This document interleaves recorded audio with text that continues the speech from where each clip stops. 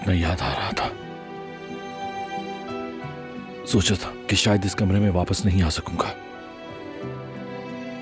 बहुत शुक्र है, तुम बहुत हिम्मत वाले हो। सब गुजर गया बेटा, अल्लाह का लाख शुक्र है। मैंने सब कुछ तैयार कर दिया है, साफ चादरें भी बिछा दी है। अब तुम दोनों को बहुत बातें करनी होगी। तुम दोनों को अकेला छोड़ देती हूँ। शुक्रिया कदर अम्मी।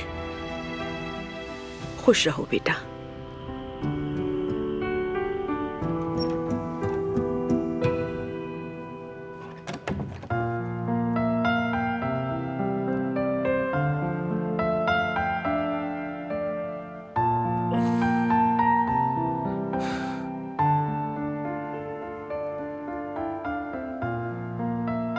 अस्पताल के कमरे में रहने के बाद इस कमरे की हवा तो जैसे बाहर लग रही है।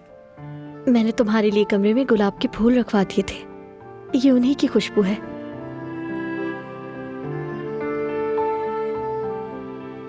ये खुशबू तुम्हारी है क्योंकि तुम इस दुनिया का सबसे खुशबूदार गुलाब हो।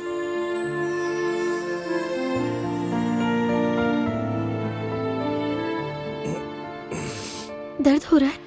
हाँ, अब मेरे दिल को इतनी आसानी से कोई भी चीज नहीं दुखा सकती मेरी जान।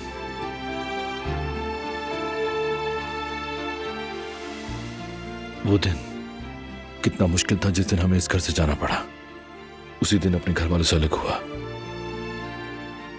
मगर तुम देखो अब मैं कहां हूं। कहां है अंकुल?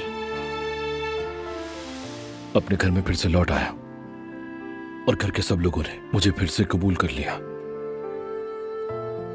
मुझे सीने से लगाया। हर बुरे काम में भी अच्छाई छुपी होती है। मेरे जख्मी होने में भी अच्छाई छुपी थी। ऐसा मत कहो फराद। अगर तुम्हें कुछ हो जाता तो मैं क्या करती? तुम अब ठीक हो ना मेरी जान? ठीक हूं, बल्कि मुझे तो अच्छा लग रहा है। इतना खुश मैं जिंदगी में पहले कभी नहीं हुआ। पहली बार खुद को मैं इस खानदान का हिस्सा समझ रहा हूं, जैसे मैं वाकई काराबे हूं। तुम हमेशा से काराबे थे, हिम्मत वाले काराबे। यकीन करो कुछ नहीं बदला।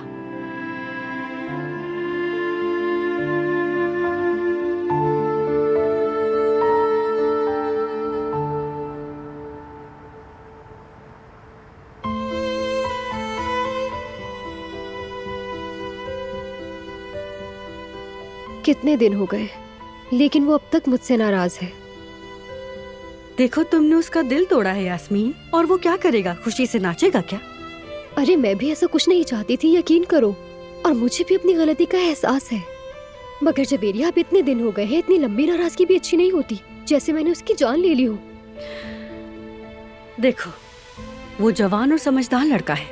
वो दूसरे लड़कों की तरह बिल्कुल भी नहीं है। अगर तुमने वाकई उसकी जान ली होती तो वो इतना अफसरदा ना होता।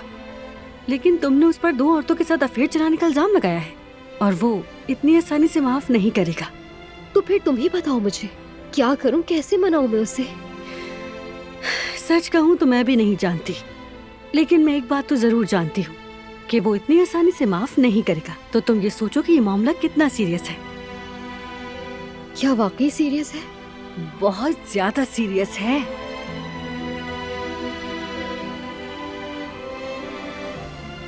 अस्सलामुअलैकुम हारून। वालेकुम अस्सलाम भाभी।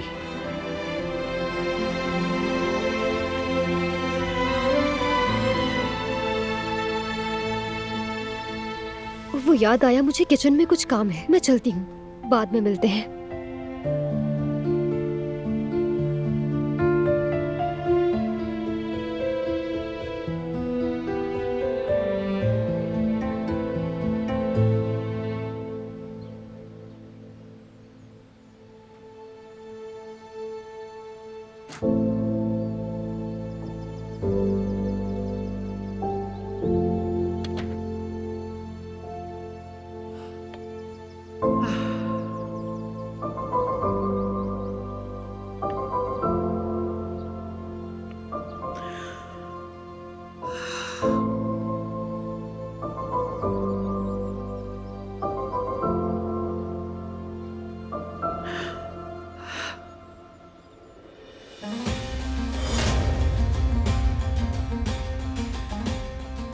हसन, क्यों आए हो तुम यहाँ? सलाम अम्मा जान। तुम्हारी वजह से जो इस घर में आग लगी हुई है, अंदाजा है तुम्हें उसका? इसके बावजूद तुम यहाँ गए। बहुत बेशर्म हो तुम। कहा भी था कि कुछ दिन मारदीन रहने चले जाओ, क्या हुआ? मैं बारान से बात करने आया हूँ। कौन सी बात? अगर फराद को पता चल गया कि मैं उसका बाप नहीं हूँ तो वो मुझे ढूंढ निकालेगा और मुझे मार डालेगा। तुम्हारी वजह से इस घर में कयामत आ गई और तुम्हें अब भी अपनी ही फिक्र लगी हुई है। हैरत है मुझे तुम पर। मुझे अपनी जान की फिक्र नहीं है माँ, आप जो चाहे कह लें, लेकिन मैं फराद को वह हकीकत जानने नहीं दूंगा, चाहे आप कुछ भी कर लें। हसन!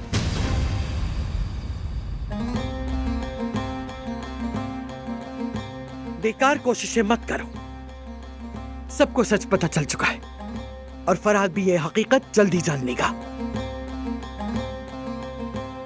तीर कमान से निकल चुका है।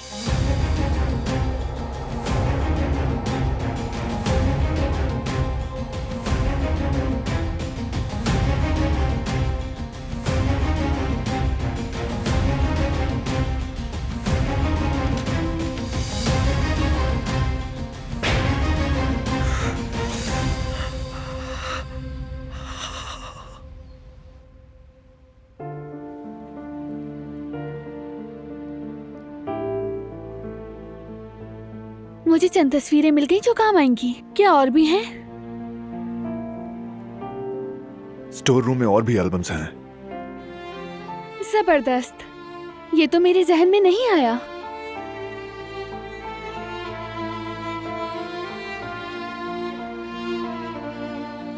मैंने गुल को बता दिया है, हम सब मिलकर सब ठीक कर लेंगे। दिलान, तुम्हारी एफर्ट्स अच्छी हैं, कारआमद हैं, लेकिन खुद को ज्यादा मत थकाओ, समझ गई? तुम फिक्र मत करो, अपना ख्याल रख रही हूँ मैं। मेरे बेबी, तुम्हारी अम्मी अभी स्टोर रूम जा रही हैं और बाबा को कुछ काम है, फिर मैं आऊंगा तुम्हारे पास। अगर तुम्हारी अम्मी ने खुद को ज्यादा थकाया तो मुझे बताना। मेरा बेबी अपने बाबा से मेरी शिकायत कभी नहीं करेगा। बिल्कुल करेगा, गलतफहमी है तुम्हारी।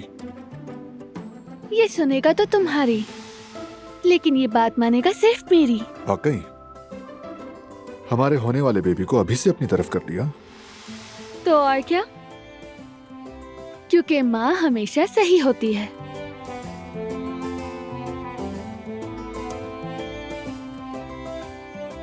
थकाना मत खुद को, अंडरस्टैंड? ठीक है।